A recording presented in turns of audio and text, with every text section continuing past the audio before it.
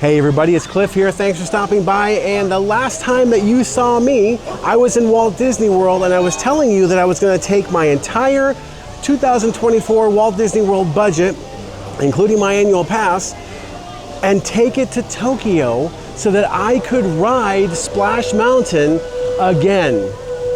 Guess what, folks?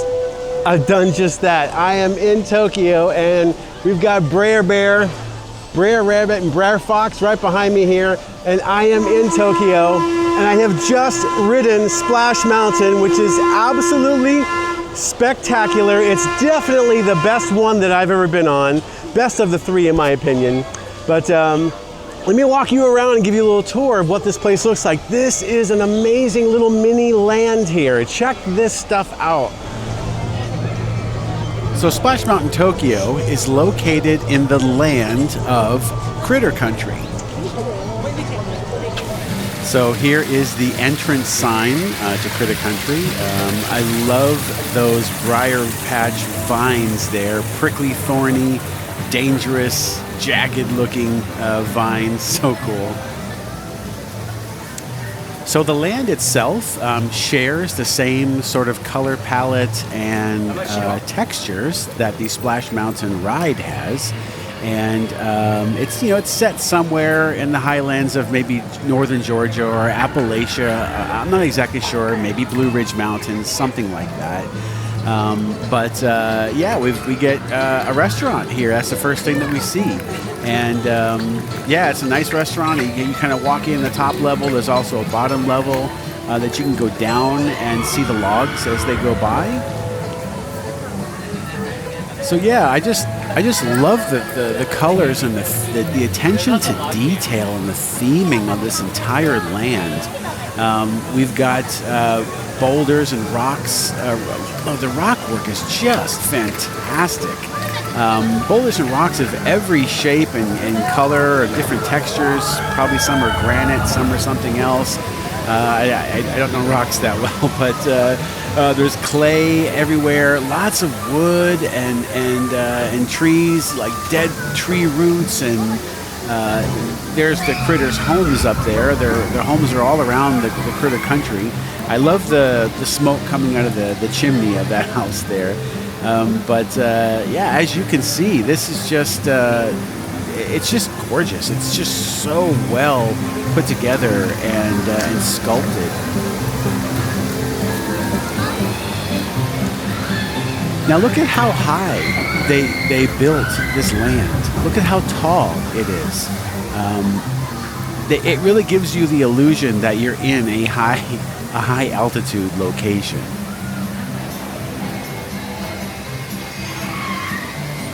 And here is Chickapin Hill. Look at that. And I just love that briar patch. Look at how prickly and thorny and jagged and sharp that briar patch is. They make it look like a place you definitely do not want to get flung into. So cool.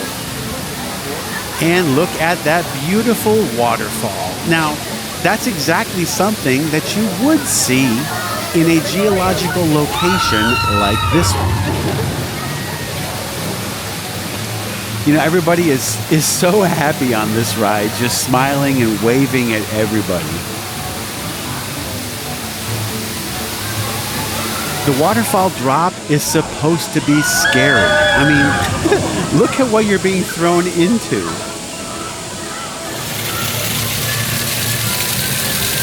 And this is just more beautiful theming. We've got some cascading water, falling into another pool over here. This is the exit of the restaurant. Really nice. And this is just another shot of the restaurant again. And, I just love the theming. I love all the greenery that is around. It's just everywhere. It's a very, very country feeling land. So we've got about a 2-hour line here on a Saturday. One of the things that I was fascinated by was how many European and U.S. and Latin American and Australian tourists there are in these two Disney parks in Tokyo. So this is the area where you get off the ride. Now the strange thing is that normally we all know that when you get off a ride, they dump you off into a gift shop. But the strange thing is that there is no gift shop here. You come out to this area here, which is absolutely gorgeous, but again, no gift shop. And I was looking for Splash Mountain merchandise, a hat, a shirt, something, anything with Brer Fox, Brer Rabbit on it. No, there's nothing here. The only thing that I could find was a single pin that had Mickey and Pluto on it going down on the log. I thought that was just really strange. You know, I really gotta say it again. The theming is just gorgeous here. The rock work is just so well detailed. I mean, this is not cheap. You can tell that they put a lot of money into this land to make it look like this.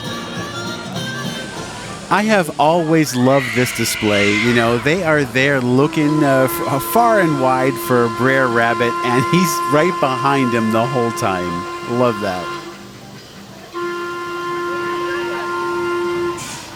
So this is the entrance to the Splash Mountain queue right here. And we head through here, and we've got a nice display.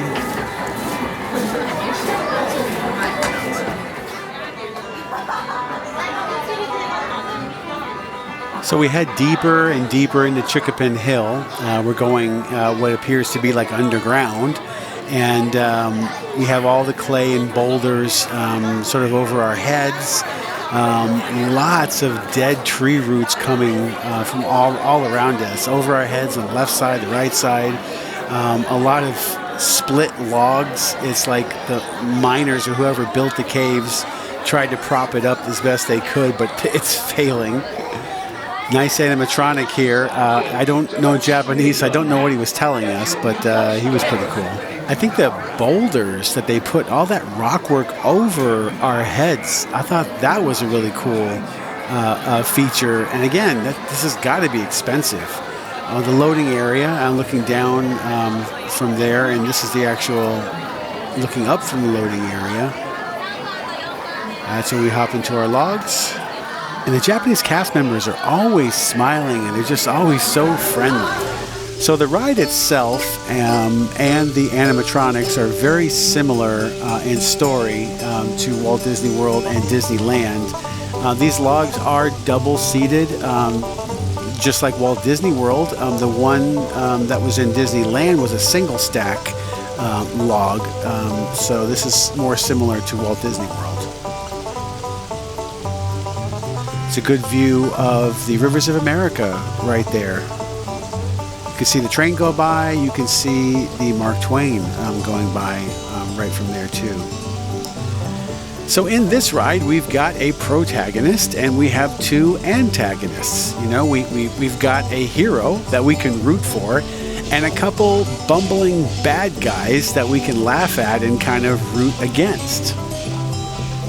You know, these are simple animatronics. They're not complicated, but they are so well crafted. And they're reliable, from what I understand anyway. You know, this ride is colorful, it's whimsical, it's just such a feel-good vibe, you know? And I love that. Okay, so Brer Fox and Brer Bear capture Brer Rabbit. And they're telling him all the ways that they're going to kill him. And he's just basically telling them, kill me any way you want, just don't throw me into the briar patch.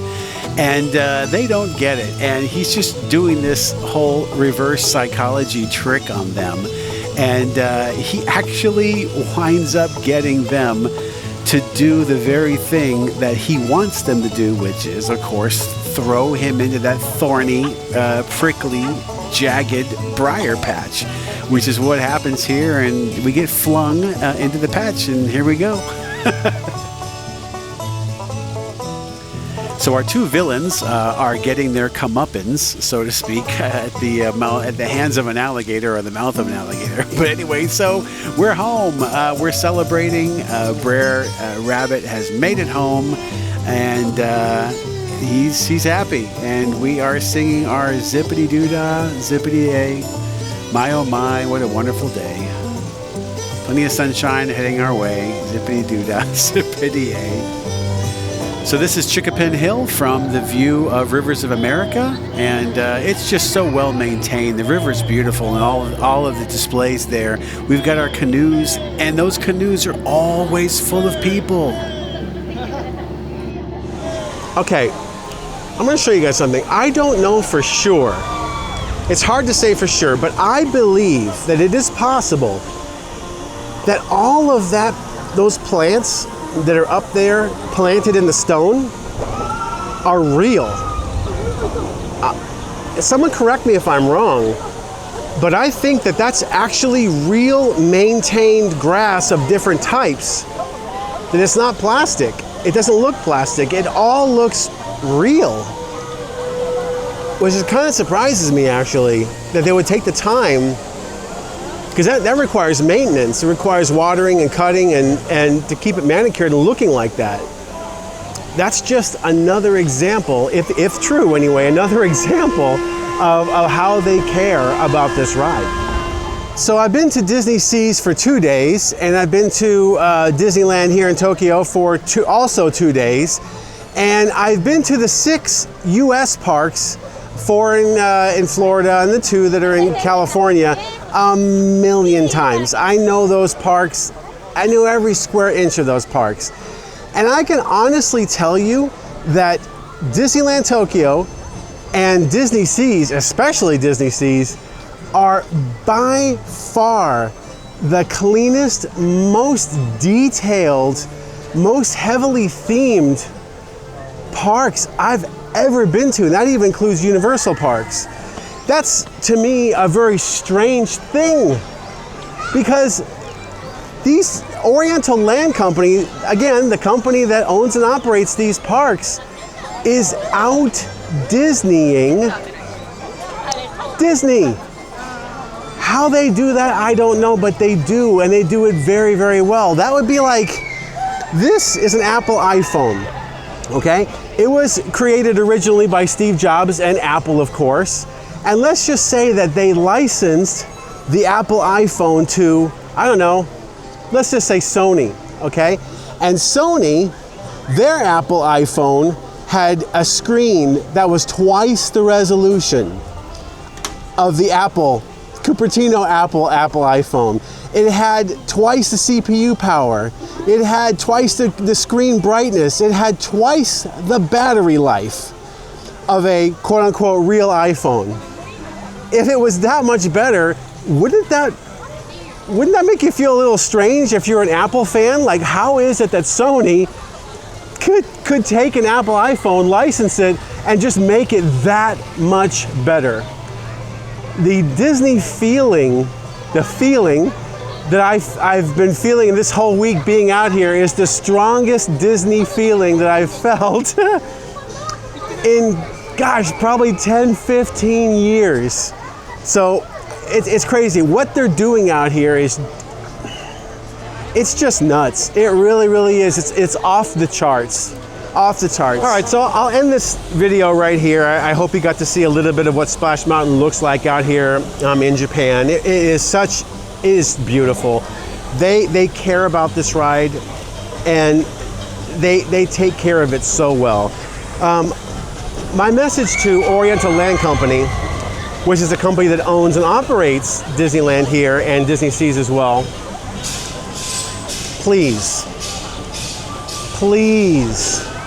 one more time, please, Oriental Land Company, protect this ride with all your might. You have the last Splash Mountain in existence anywhere in the world. And this is a wonderful piece of this company's history and Disney's history here. And I just really hope that you can protect it, keep it alive, and keep it a place where people all over the world for generations can come to Tokyo and see this Tony Baxter masterpiece. OLC, do it for Walt. Do it for the fans. Do it for the history of this company. Thanks for watching, guys. Let me know what you think of it down in the comments below. I'd love to see everybody's opinion on this and get a little a discussion going. So I'm gonna be going back on the ride again here. I'm probably gonna ride this thing like maybe 5 more times before I leave. But talk to you guys later. Hope you liked it. Watch your feet. I don't have a license. See you. Bye bye.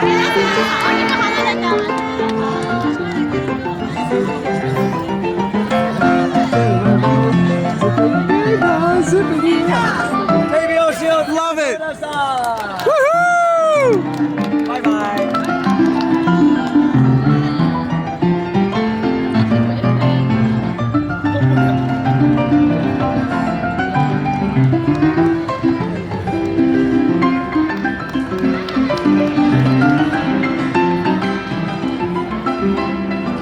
I miss a bluebird on my shoulder. Well, it's the truth, it's actual. Everything is satisfactual. Zippity doo dah, zippity yay. Wonderful feeling, a wonderful day. Welcome to Tokyo Disneyland. Woo! Hey, where are you from? Florida. Florida. Yes, I've never Miami. been that far south. Oh yeah. Oh yeah, I have a YouTube channel. You'll be on it. That's cool. Yeah, I'm from Vancouver. Oh, nice. Have a good one. Great time. You got it.